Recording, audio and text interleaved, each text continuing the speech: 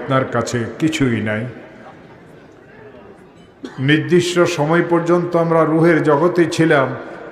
মওলাই করিম এক হুকুমের দ্বারা আমাদেরকে মায়ের পেটে এনেছিলেন। মায়ের পেটের সফর শুরু হওয়ার পরের থেকে নির্দিষ্ট সময় পর্যন্ত আমরা মায়ের পেটে ছিলাম। এক সময় আমাদের মায়ের পেটের সফরও শেষ হয়েছিল, দুনিয়ার পেটে আসার সময় হয়েছিল।